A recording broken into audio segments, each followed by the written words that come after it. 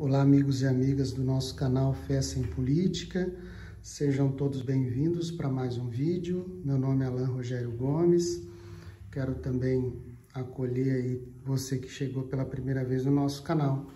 E hoje eu vou fazer um review, uma pequena apresentação, uma pequena introdução a essa maravilha aqui que é a Bíblia TEB, a nova Bíblia TEB, tá? Então essa é a anterior e essa é a nova. Então eu vou falar mais da nova, tá, gente? Não tem como falar das duas. Então, ó, a gente já dá para ver aqui pelo tamanho, né? Que essa nova aqui, a da direita, ela é mais alta, né? Ó, um pouco mais alta. E ela é um pouco mais fina, mas o conteúdo tem até mais conteúdo do que a anterior, tá? Por essa ser menor, ó, ela tem um pouco menos de conteúdo, tá? Mas é basicamente o mesmo. O que vai mudar é a questão dos 6 livros a mais, né? E algumas introduções, algumas atualizações de conteúdo, tá?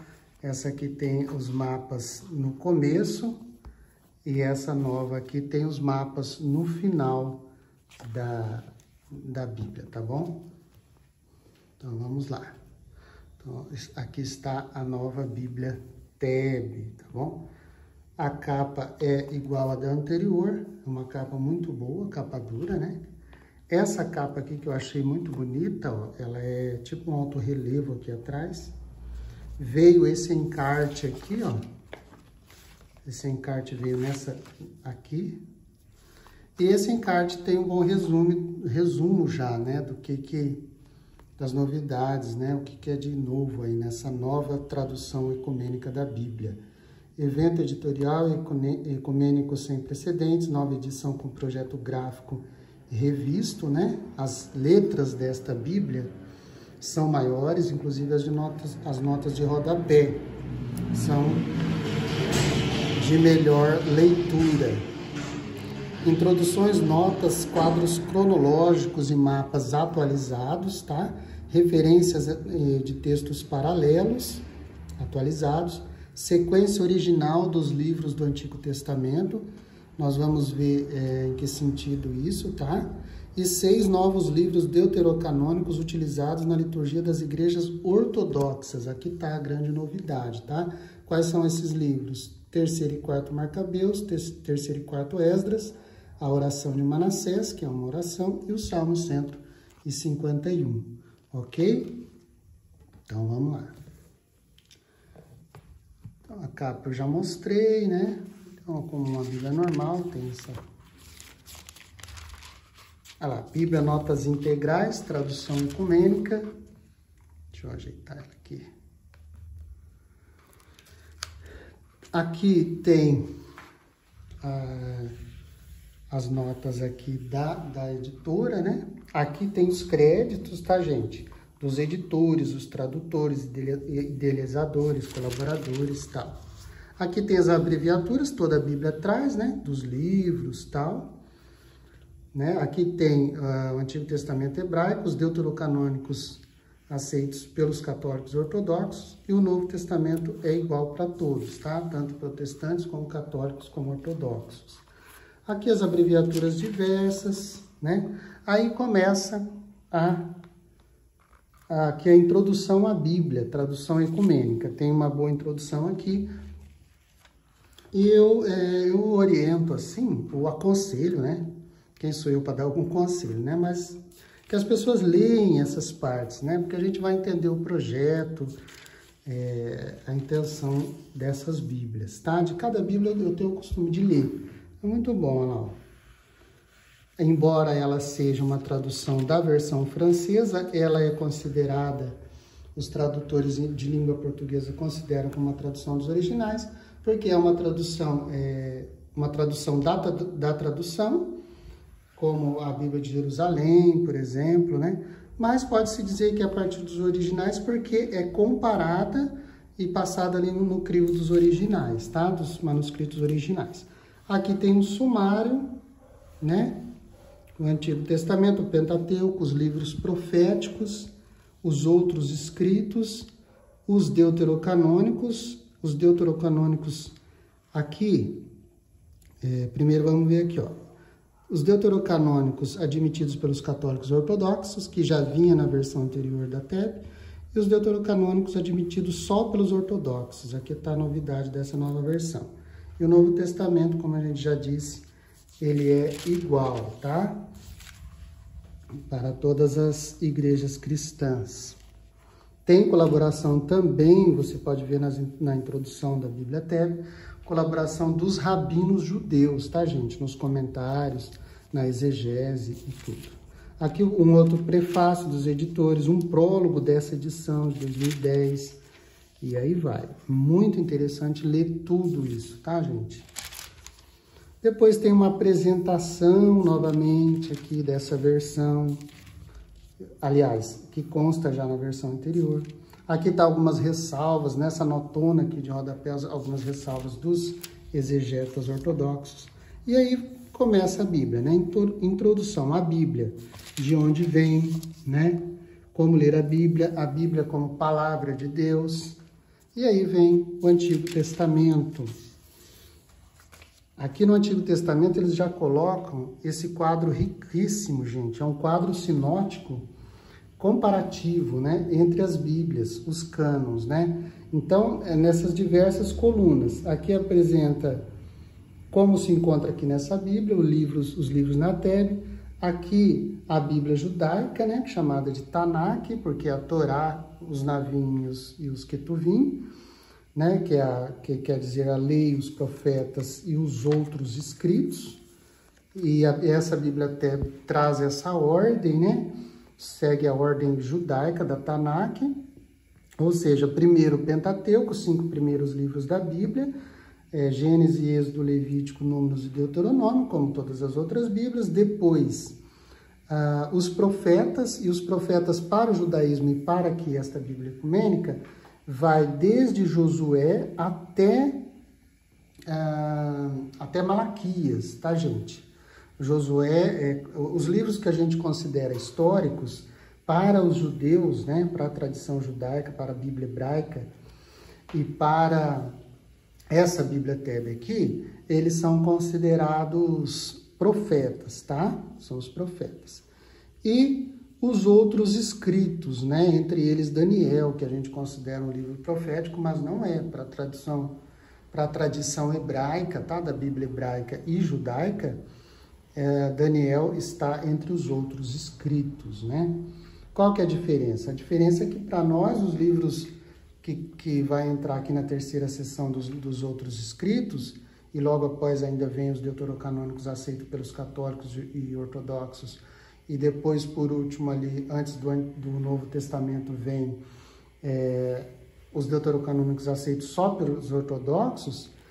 No nosso caso, nas outras Bíblias, né, os livros históricos que a gente chama, que é de Josué até Segunda Macabeus, ou Quarto Macabeus, ou Segunda Crônicas, como queira, no cânon no cânon da Bíblia hebraica, esses livros históricos, para nós, que a gente chama de históricos, fica no meio, né? Ou antes dos livros dos proféticos, né? Mas aqui não, aqui é separadinho. A lei, Pentateuco, os profetas e os outros escritos. Então aqui nas colunas vem como que está a ordem na TEB, como que está a ordem do cânon judaico, o cânon protestante, o cânon católico e o cânon ortodoxo. Então esse quadro aqui é riquíssimo. Dá até para fazer um outro vídeo só sobre isso, tá? Continua nessa página. Então, beleza. Depois vem a introdução ao Antigo Testamento, uma introdução geral, né? Na página 9, traz uma prévia, né? Aqui na página 9, ó, traz uma prévia do cânon do Antigo Testamento. Todo o problema do cânon, né? E na página 1425, lá na frente que a gente vai ver, vai falar do cânon integral, né? Tanto da Bíblia hebraica, aqui fala mais da Bíblia hebraica, né? E lá na página 1425 seguintes, vai falar do cânon do total, né? Da Bíblia hebraica e da Bíblia grega também, dos 70, né? Dos deuterocanônicos, chamados de apócrifos pelos evangélicos, mas para nós católicos e ortodoxos a gente chama de deuterocanônicos, tá? Depois tem várias partes falando do texto, da língua do Antigo Testamento, da Bíblia Hebraica.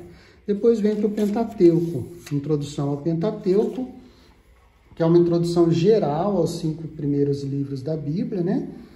Que a gente chama de Pentateuco, ou Torá. Os judeus chamam esses 5 primeiros livros de Torá.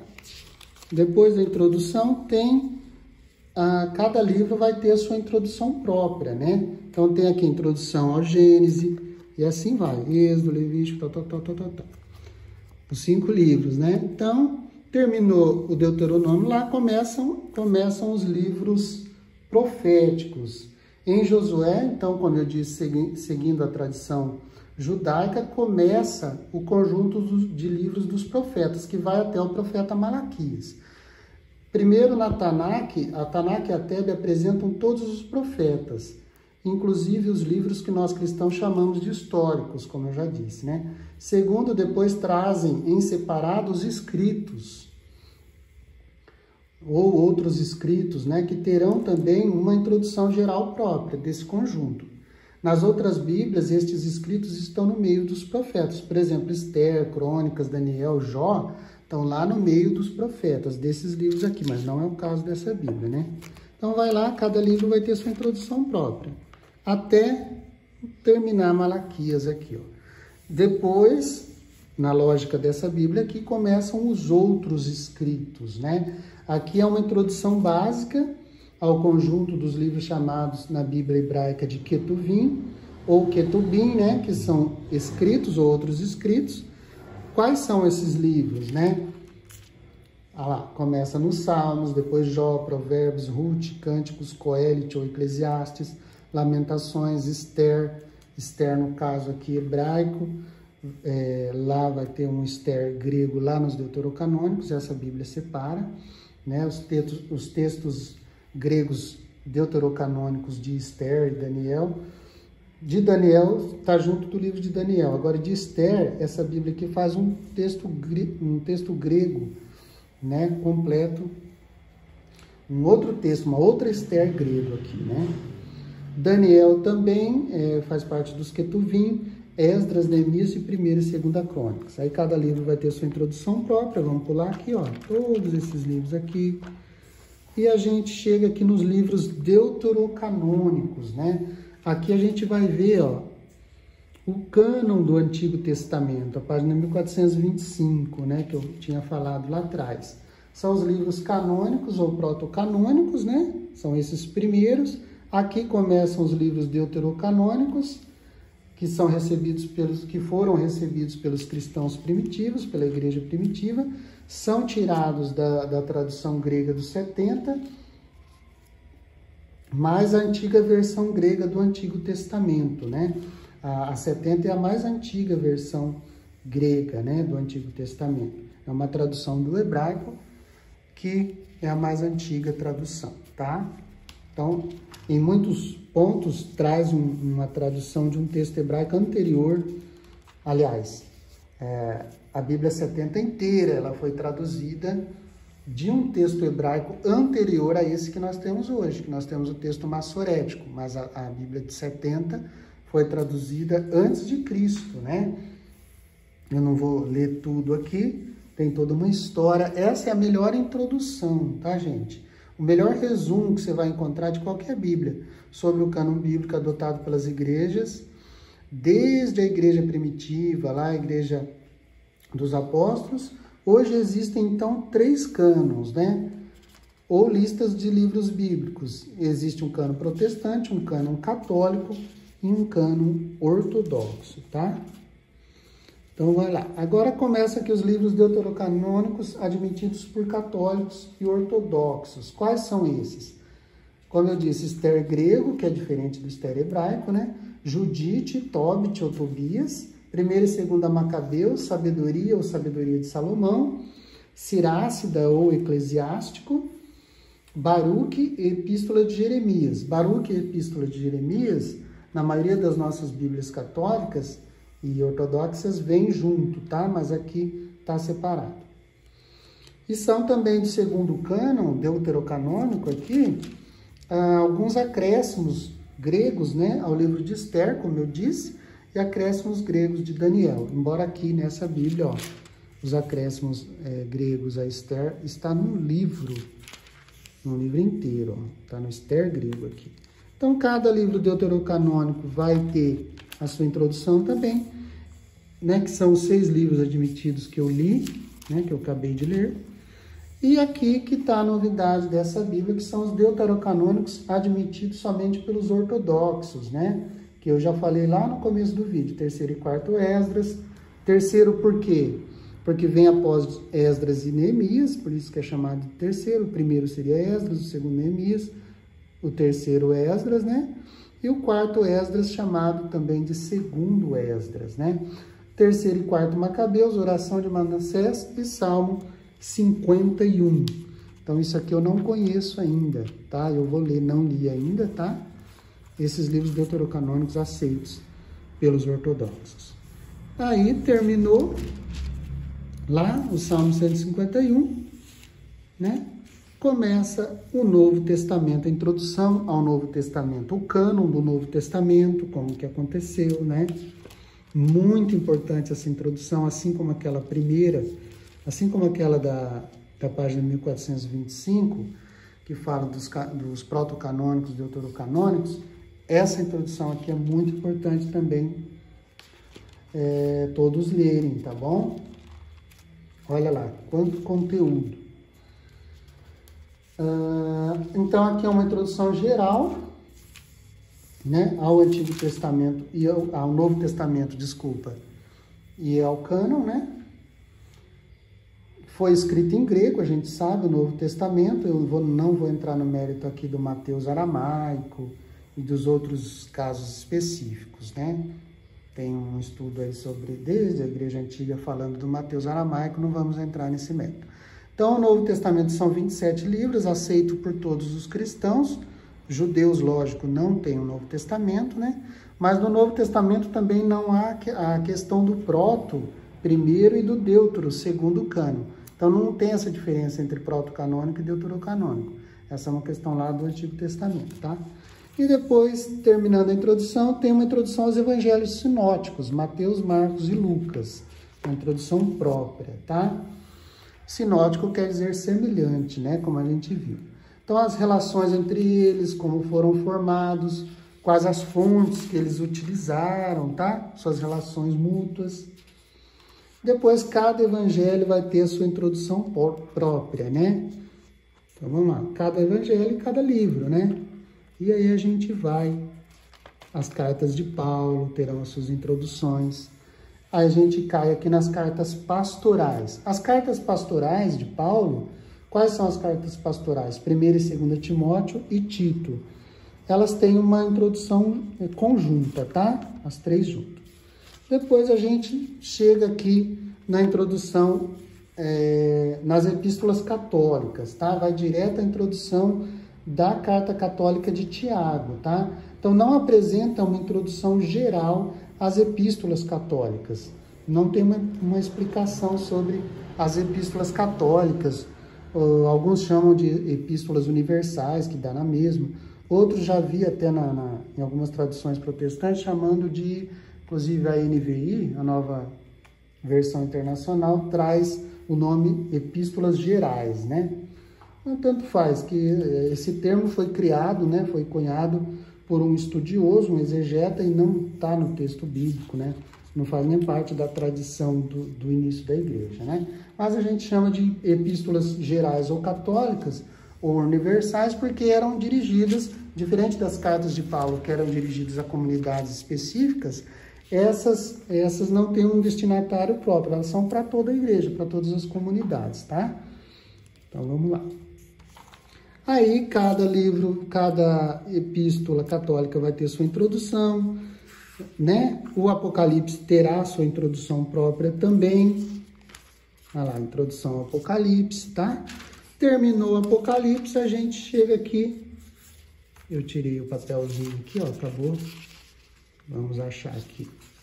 Então, terminou o Apocalipse lá.